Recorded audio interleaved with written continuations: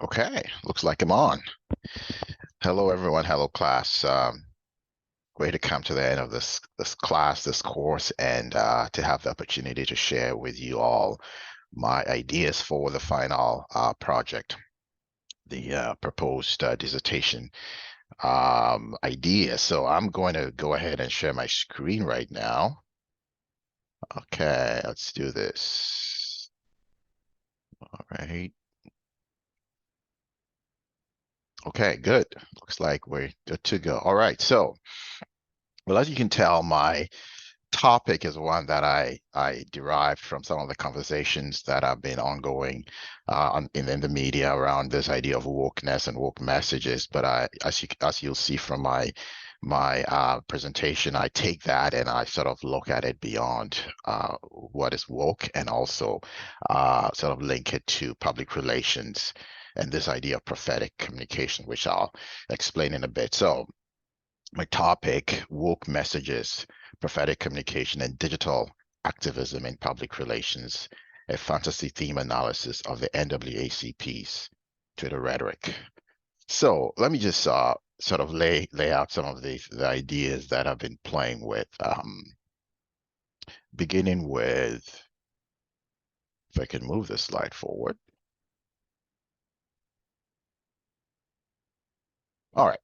So maybe to begin by just sort of breaking out what I call the fault lines in the conversation around pro-woke versus anti-woke debates and discussions. But beginning with what is this word? What does it even mean? And so my research suggests that it's actually the idea of woke originates from the African American community, and it has to do with, at least how in terms of how it was originally used, has to do with awareness of racism, vigilance, commitment to being anti-racist and things like that. So that's where the word actually came from in its original usage. As you can tell from the current conversations, it has actually become something totally different. It means something totally different in this day and age. It's been used to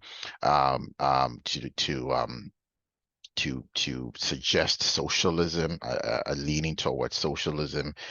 It's used to describe campaigns related to gender and sexual minority rights, and in some extreme cases, my research suggests people actually equate being woke with evil itself. So, but it's a highly politically charged word. But if you, just the way in terms of how I want to break it down, um, not everyone sees the word in the same way, based on the fact that again, it originated out of this notion of civil rights and social justice from the African American community. So on the left, you see the category around being anti-woke. And obviously, the poster child of that would be Ron DeSantis and his all of the stuff that he's doing. So again, but that group would include the political conservatives. It does include white conservative evangelicals who tend to embrace this notion of anti-wokeness.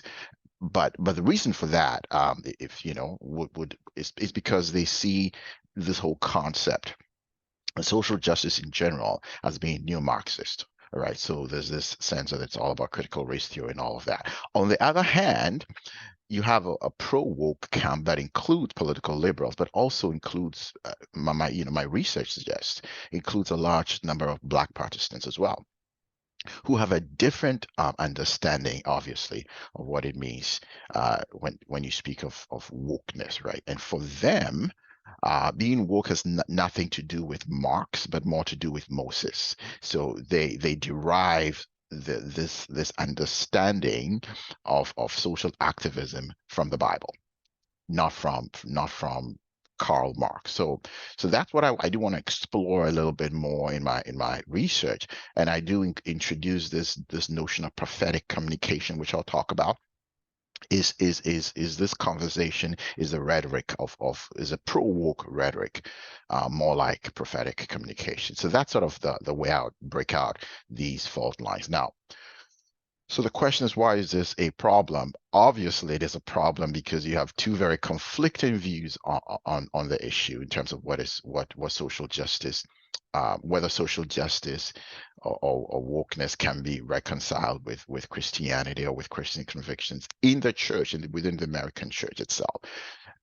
And the church itself is becoming increasingly multiracial. So you have these two fault lines that are sort of basically splintering the church in terms of how it views this topic. So that is a significant problem. Secondly, there is a contrast between all of the conversations happening in the Christian North American Christianity and what is happening in the corporate world itself, where the corporate world has tended to embrace diversity, equity, inclusion, and social justice activism as part of doing business. So there's a split there, right? And so the question is, so that also complicates the conversation itself. And obviously, in my case and for my research, a lot of this stuff, the polemics and the debates are taking place on social media. So the bottom line, so this debate on whether a good Christian can or should support or be a part of a social activist woke organization is one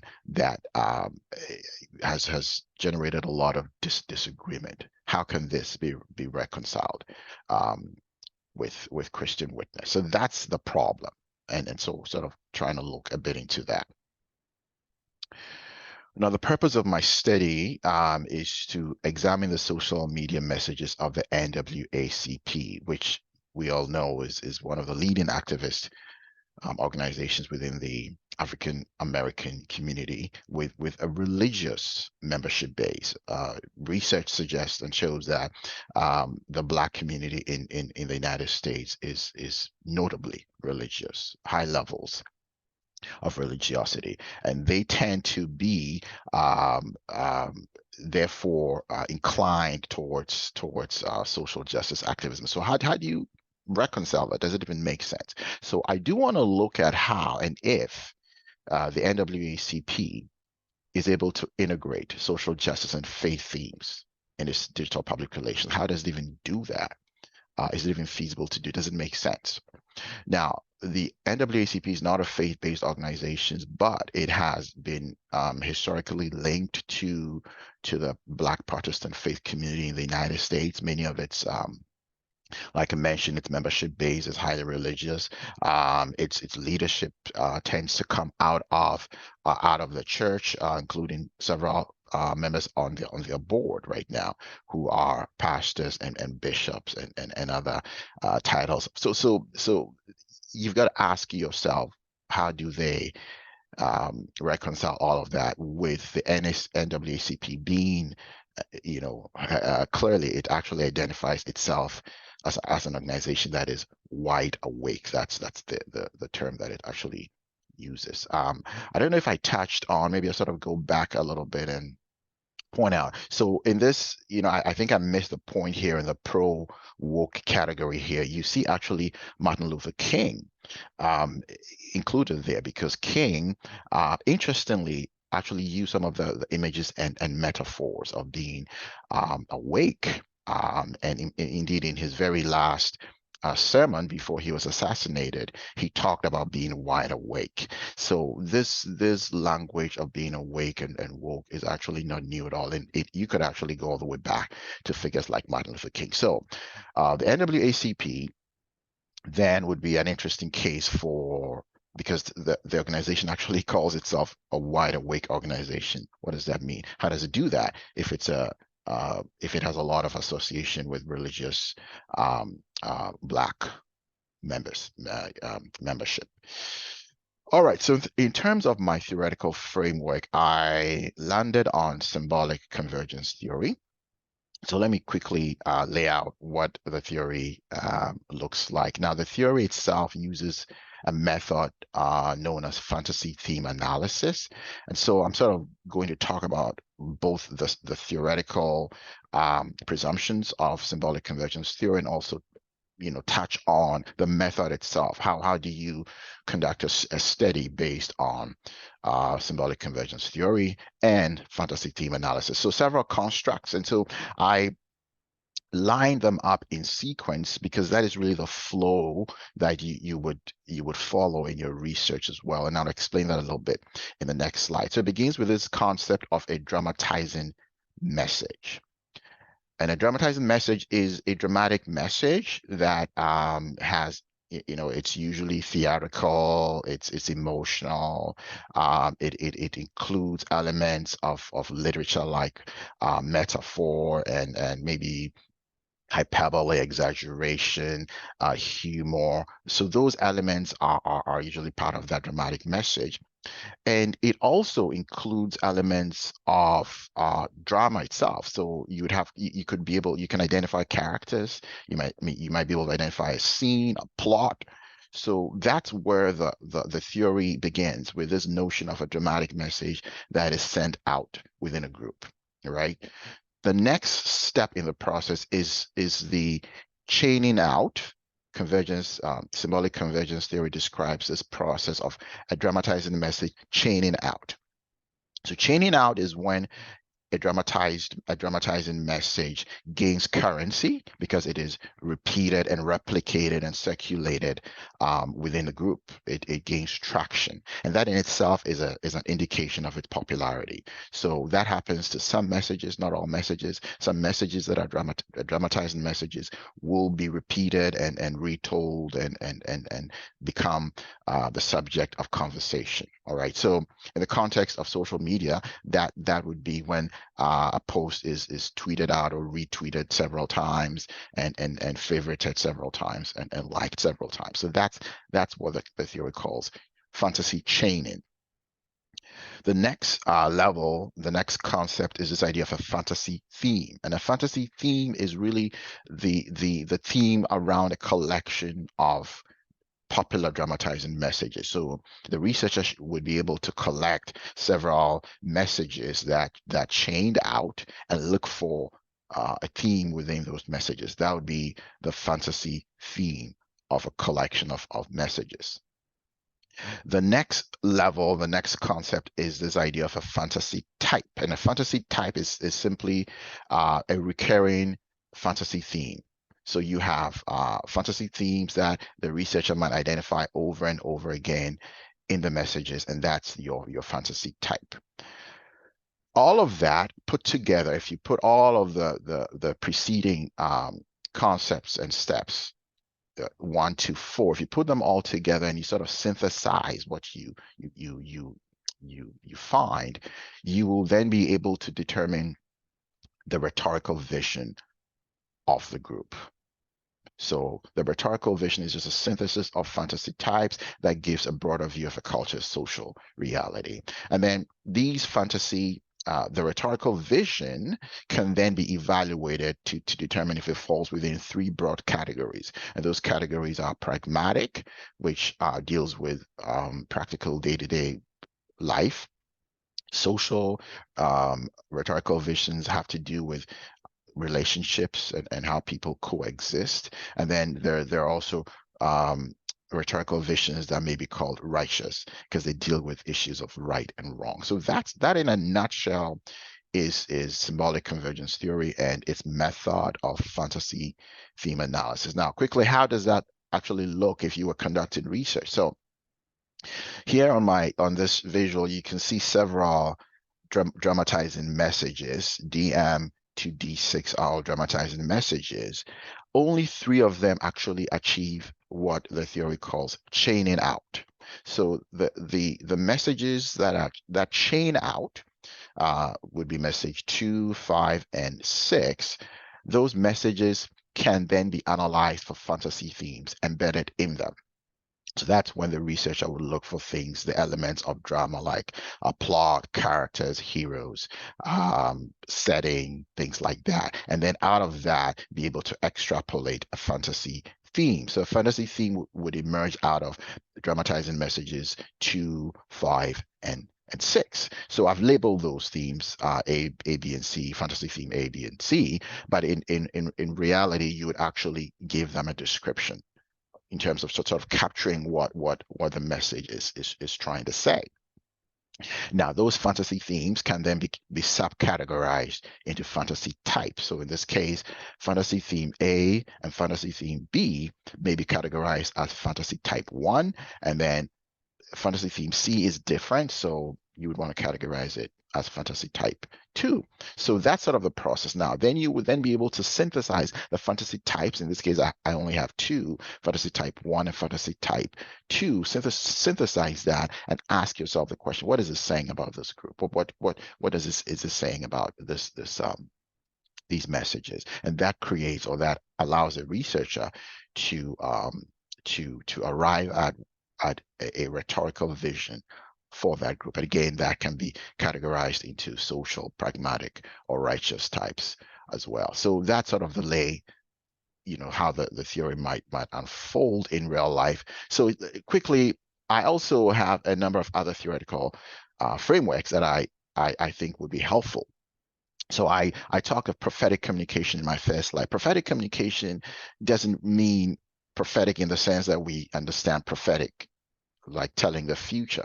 But prophetic communication is a concept that has been used by various communication scholars to describe a form of social justice communication, you might call it that is actually derived out of the ideals of the Old Testament prophets. So the Old Testament prophets did a lot of speaking out against injustice. And so I sort of have this description of what prophetic communication looks like. I might sort of tweak that as I go along, but here's what I have right now. So this is from Wooten Patton. So prophetic communication it's inspired by the traditions and values of a religious community. It is characterized by faithful dissent. It also courageously challenges the dominant consciousness of a society.